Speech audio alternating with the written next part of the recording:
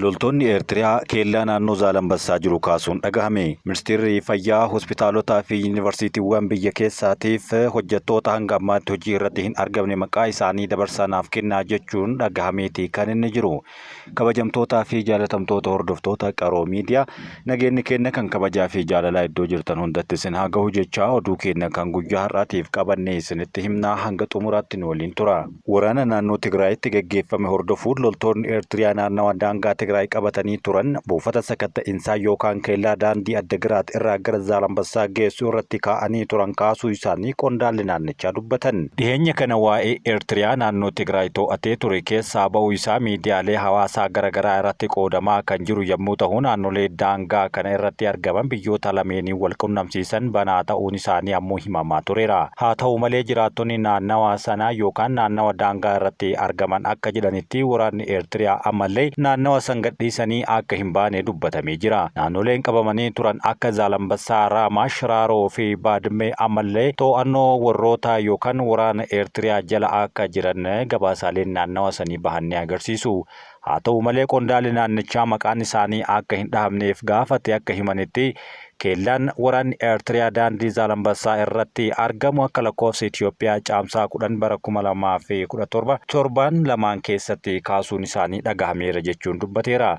Akka maddi kun ibsutti keellaan kun kan hundeeffame waraana Tigraay booda ta'uu yoo himamu karaa Addagiraat irraa gara Zaalambassaa geessuu irratti sababa keellaa kanaatiin ammoo namootni fi konkolaattonni karaa kanaan darban waraana Eertiriyaatiin sakatta'amuun akka isaan irraa dirqama ta'e himamaa ture jira. Keellaan daandii Addagiraat irraa gara Zaalambassaatti geessu kun waraana Eertiriyaa sakatta'iinsi taasifamee ture kun sababa hin beekamne yeroodhaaf kaafamuun dubbatame. Itti dabaluun sakatta'iinsi namootaa fi konkolaattota darban irratti geggeeffamaa tures akka dhaabbatu yoo himan haa ta'u malee amma loltoonni Eertiriyaa naannolee daangaa naannoo Tigraay adda addaatti akka argamanis mirkaneessan. Fakkeenyaaf jedhan loltoonni Eertiriyaa naannoo Zaalambassaa addi haaqii naannoo Zaabaan Hut akkasumas kutaa naannoo Addis Alamii fi Adii Asertii fi qarqara naannoo Iroob keessa yeroo ammaa kana akka jiraatan himamaati kan inni jiru. Magaalaa Faatsii Zaalambassaa irraa kiiloomeetira 20 fagaattee argamtu keessatti bara 2016 irraa eegalee abbaan taayitaa gumurukaa mootummaa federaalaa Itoophiyaa ammallee hojiiwwan kontiroobaandii hordofaa akka jiru yoo himan namoonni gariin ammoo Shiraaroo fi Raamaa irraa dubbisame akka jedhanitti loltoonni Eertiriyaa daangaa Itoophiyaa gadhiisanii akka hin baane himaniiru. Jiraattonni aanaa Shiraaroo akka himanitti aanicha jalatti kan argaman addii Tsatsar bakkuma kanatti ammallee Baadmee, Hadish, Adii akkasumas Daamboo Gudaamuu fi Daamboo Moongil kan jedhaman to'annoo loltoota Eertiriyaa jala hanga ammaa akka jiran gabaafameera. Waraana dura Itoophiyaatiin yookaan loltoota Itoophiyaatiin qabaman akka tures yoo dubbatan jiraattonni kunniin waan miidiyaa hawaasaa irratti tamsa'u sobaadha. Wanti hunduu akkuma turetti jira. Humni federaalaa asan jiru, humni nageenyaa Tigraay hin jiru, waraana Eertiriyaa qofatu naannawa kana keessa deema jechuun dubbataniiru. Jiraataan warra gara Raamaa keessaa dubbatanis akka jedhetti bakkeewwan loltoota Eertiriyaatiin qabaman akka jiran himuudha. Waraana haaraan jijjiiramaa akka hin jirre garuu dubbateeti kan inni jiru. Kanaan ala garuu ifatti walitti dhufeenya hawaasaa tahee geejjibaan kan jalqabe kan hin jirree fi Itoophiyaa fi Eertiriyaan waraana lubbuu kumaatamaa galaafatee erga geggeessanii booda komishiiniin dhimma daangaa isaanii ilaalu hundaa'us hojiitti hiikamuu dadhabuu isaan daangaan biyyoota lamaanii ammayyuu akkuma addaan citeetti kan inni jiru. Yeroo waraana Tigraay humna waraanaa mootummaa Itoophiyaa deeggaruudhaan waraanaa kan turte Eertiriyaan daangaawwan duraaniyyuu naaf mala jettee hanga ammaatti qabattee akka jirtu gabaafamaati kan inni jiru. Oduu biraatiin adeemsi ministeerri fayyaa itti jiru fala fiduu caalaa daran dubbii hammeessa jechuun haakimoonni buleeyyiin dubbatan. Ministeerri fayyaa Itoophiyaa lagannaa hojii ogeeyyii fayyaa addumatti ammoo haakimoota intarnii fi reezidantiin taasisan hordofee maqaa reezidantoota hojii irratti hin argamnee fi miidhaa sababa kanaan dhukkubsattoota irra gahee ragaa isaanii waliin na beeksisaa jechuun yuunivarsiitii fi koolleejjii barnoota fayyaa barsiisaniif xalayaa barreessuun isaa dhagahamee jira. Ministeerri fayyaa kana kan jedhe xalayaa caamsaa 26 yuunivarsiitotaa fi hospitaala ogummaa fayyaa barsiisan 22f barreessanidha. Haakimoonni buleeyyiin hospitaala Qiddus Phaawulos hospitaala kana keessatti kan argamanii fi akkasumas hospitaala Ispeeshaalaayizd Yuunivarsiitii Gondar ammoo murtee seeneetii barattoota isaanii irratti dabarse mormuudhaan mootummaan ogeeyyii waliin mari'atee gara hojiitti akka deebi'an gochuu qaba jechuun xalayaan deebisee gaafateera. Ibsa ejjennoo haakimoonni buleeyyiin kunneen baasan amma haala rakkisaa ta'e keessatti yaala hatattamaa lubbuu baraaruu qofa kennaa jiraachuu kaasuun haal dureen isaan gaafatan yoo deebii hin arganne garuu hojii dhaabuuf isaanillee akka dirqaman dubbataniiru. Mootummaan humnaan doorsisaa fi hidhaan gaafii ogeeyyii karaa nagahaa furuudhaaf deemuunis rakkinicha akka hin furre kan kaasan yommuu ta'u, ogeeyyiin fayyaa Itoophiyaa gaafilee ijoo 12 tarreessuudhaan ji'a tokkoof erga mootummaa gaafataa turanii booda caamsaa 13 irraa kaasee lagannaa hojii gariin ammoo kan jalqaban yommuu ta'u, torbaan lagannaan gartokkeetti akka labsamee fi caamsaa 19 ammoo mootummaan gaafilee isaanii deebisuu irraa ogeeyyii doorsisuu fi hidhuu filate jechuudhaan ammoo lagannaa isaanii guututti ol dabarsaniiru. Sochii kanaan ammoo hordofuudhaan pirezidaantii waldaa ogeeyyii fayyaa dabalatee ogeeyyii muraasni haakimoonnis kanneen 100 ol ta'an mana hidhaa jiraachuu qindeessitoonni sochii ogeeyyii fayyaa kunneen ni himu. Hojii fi barnoota dhaabuu ogeeyyii fayyaa hordofuudhaan hospitaalonni fi koolleejjiin barnoota fayyaa barsiisan beeksisa sossobuu fi akeekkachiisa garaagaraa akka ogeeyyiin fayyaa addumatti ammoo haakimoonni intarnii fi rezidaantonni gara hojiitti deebi'an yoo darmoo akka gadhiisanii bahaniif ibsuun gabaafamee ture.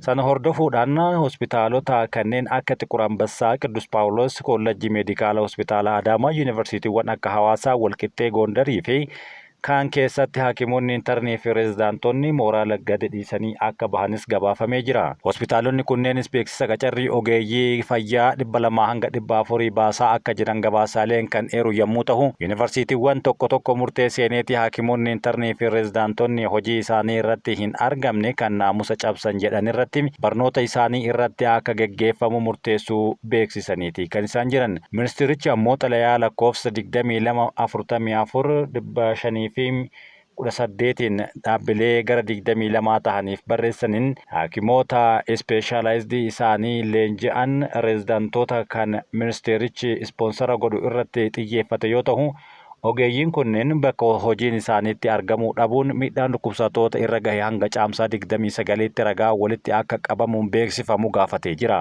Leenjii ispeeshaalistii barnoota barachaa tajaajila akka tokkotti kennuu akka leenji'an ogeeyyii ramadaman bakka hojii fi barnoota isaanii irratti hin argamne jechuudhaan hubanneerra kan jedhu xalayichi hojii idilee isaaniitti argamuu dhabuun akka dhukkubsattoonni dhiphinnaa fi rakkoo hamaadhaaf saaxilaman taasiseera jedhaniiru. Itti dabaluudhaan rezidantoonni gocha badii kana irratti bobba'an jechuudhaan kan ibsu xalayichi ofii isaaniiti hojii dhaabuu irra darbanii haakimoota rezidantoota warra naamusa hojii fi waadaa hojii isaanii kabajanii dhukkubsattootaaf tajaajila kennan akkan yookaan ammoo akka isaan bakka sanitti hin argamne doorsisuudhaan yakka dachaa raawwataniiru jechuun hubanneerra jechuun xalayaa kana irratti barreessaniiru. Gama biraatiin haakimoonni buleeyyiin hospitaala Qiddus Paawulosii fi koolleejjii fayyaa hospitaala yuunivarsiitii Gondar ibsa caamsaa 26 baasaniin akka jedhanitti haalli amma itti jiru wal'aansa kennaa jiran itti ulfaachuu murtee seeneetiin barattoota isaanii irratti dabarse sirrii akka hin taanes ibsa godhaniiti kan isaan jiran. Oduu keenya kan biyya alaatiin argannetti Saudi Arabiyaan dhugaatii alkoolii zoonota addaa keessatti akka gurguru hayyamte. Saudi Arabiyaan turistoota musliima hin taaneef tajaajiltoota yookaan tajaajila isaaniif malu akka argatan jechuudhaaf alkoolii zoonota addaa keessatti akka gurguramu eeyyamteerti. Zoononni kunneenis hoteelota qananiin guutaman, riizortii fi naannoo turistii kanneen akka Neeyoomii fi naannoo piroojeektii Galaana Diimaa keessatti akka argamanis dubbatameera. Karoorri kun qaama mul'ata Saudi Arabiyaa 2030 yoo ta'u taateewwan gurguddoo akka Expo 2030 fi waancaa addunyaa bara 2034 irratti turizimii guddisuu fi daawwattoota idil addunyaa hedduu simachuudhaaf kan kaayyeffate ta'u tajaajiltoonni kunneen zoonii addaa qofa keessatti akka kennaniifis gabaafamee jira. Namoonni zoonii addaa keessaa tokkollee baasuu yookaan manneen daldalaa idilee irraa bitachuu hin danda'an seeronni biyyattii biroo hafan ammoo akkuma jirutti itti fufa jechuun gabaasaaleen bahaniiru. Zimbaabuweetti labsiin haaraan gibira reediyoo konkolaattota mormii uumuun dhagahame. Pirezidaantiin Zimbaabuwee Emerson Mnangagwa seera falmisiisaa konkolaachiftoonni hunduu inshuraansii konkolaataa baafachuu dura hayyama raadiyoo akka baafatan dirqisiisu mallatteessuu isaanii himameera. Konkolaataa keessatti raadiyoo banatanii dhaggeeffachuudhaaf namni tokko waggaatti birrii 10,000 ol kaffaluu qaba jechuun ibsicha irratti dabalameera. Murteen kun abbootii konkolaattota baasii tokko malee konkolaataa isaanii irratti raadiyoo banatanii dhaggeeffatan kan turaniif yeroo ammaa kana garuu mufii akka kaase dhagahamaara. Tarkaanfii kana hojii irra oolchuun qaama galii mootummaa guddisuu jedhuudhaaf qabame keessaa tokko yoo ta'u keessumaa haala dinagdee biyyattii rakkisaa keessatti ba'aa lammiilee irratti fe'uudhaaf yaalame jechuunis qeeqxonni dubbataa jiru. Hooggantoonni paartii mormituu biyyattii labsiin haaraan kun farra lammiilee fi walitti bu'iinsa yookaan walitti garaagarummaa isaanii qabaachuu kan mul'isudha jechuun yoo dubbatan, mootummaan garuu seerri haaraan kun barbaachisaa fi haqa qabeessa ta'uu mormee dubbata. Biyyattii keessatti konkolaattonni galmaa'an tilmaamaan miiliyoona 1.2 ta'us isaan keessaa 800 qofatu inshuraansii qaba jedhamee beekama. Erga waraanni Yukureen jalqabee booji'amtoonni Yukureen 200 ol lubbuu isaanii dhabamuun himame. Erga waraanni Yukureen jalqabee as booji'amtoonni waraana Yukureen 200 ol ta'an hidhaa keessatti du'uu isaanii gabaasni Associated Press ni mul'isa. Gabaasichi falmitoota mirga namoomaa, dhaabbata mootummoota gamtoomanii, aanga'oota Yukureenii fi ogeessota forensikii wabeeffachuudhaan manneen hidhaa Raashiyaa keessaa hammatanii kan turanii fi namoota hedduuf sababa akka ta'aniin oolle jechuun gabaafameera. Aanga'oonni Raashiyaa dhimma kana irratti ibsa kennan jiraatu baatullee jalqaba irratti Raashiyaan haala qabiinsa Yukureen booji'amtoota waraana Raashiyaa irratti taasiftuu ilaalchisuudhaan himatte irratti dhaabbanni biyyoota gamtoomaniitti gama lamaaniin of eeggannoon akka taasifamu jechuun gabaasee ture. Gabaasni dhaabbata biyyoota gamtoomanii bara 2024 baaseen hidhamtoota Yukureen gadhiifaman keessaa 95 dararaan hamaan akka isaan irra ture ibseera. Hidhamtoonni reebicha, elektirikii gubuu akkasumas ukkaanfamuu, miidhaa saalaa, ajjeechaa dabalate miidhaan cimaan garaagaraa akka isaan irratti tahaa tures kana keessatti gabaasanii jiru. Gabaasichi akkasumas hidhamtoonni Raashiyaa tokko wayita jalqaba humnoota Yukureen miidhan akka reebichaa fi doorsisaa dabalate irra gahuu fi erga bakka tursiisaa Yukureen qopheessiteetti jijjiiramanii booda garuu miidhaan kun akka dhaabbate ta'uu gabaasni kun ni eera. Gareen Ameerikaadhaan deeggaramu Gaazaadhaaf gargaarsa raabsuu jalqabe. Gargaarsa raabsaa Ameerikaa fi Israa'eliin deeggaramu Gaazaa keessatti kan ta'e yommuu ta'u, fandiin namooma Gaazaa nyaanni konkolaattotaan fe'amanii bakka nageenya qabutti geeffaman namootaaf raabsamuu eegaluu ibseera. Garuu gargaarsi kun eessattii fi hangam akka kenname wanti ibsamee jiraachuu baatus gareen kun eegdota nageenya Ameerikaa fayyadamu sochii kan eegale ta'us kunis erga dhaabbanni biyyoota gamtoomanii gargaarsa hatattamaa yoo hin qaqqabin lammiileen Filistiin miiliyoona 2.1 ta'an beelaaf saaxilamuu akeekkachiisee boodaadha. Dhaabbanni biyyoota gamtoomanii fi dhaabbileen gargaarsaa hedduun sagantaa kana irratti qajeelfama namooma faallaa ta'ee fi gargaarsa meeshaa waraanaa fakkaata jedhanii dubbataa jiru. Ibsa wiixataa halkan gaazexeessitootaaf kennameen gareen kun Gaazaa keessatti hojii jalqabuu fi konkolaattota nyaataa fe'ee gara naannoo waraanni hin jirreetti gargaarsa nyaataa Gaazaadhaaf kennuu geessu jalqabuu isaa beeksiseera. Konkolaattonni fe'umsaa gargaarsa fe'an dabalataan kibxata kaleessaas kan dhihaatan yoo ta'u, dhiheessiin gargaarsaa guyyaa guyyaadhaan dabalaa akka jirus gabaasaaleen garaagaraa ni himama. Oduu keenya kan xumuraatiin Kooriyaan kaabaa sirni ittisaa misaa'ilaa US Golden Dome waraana nikuleeraa hawaa fiduu mala jechuudhaan dubbatteerti.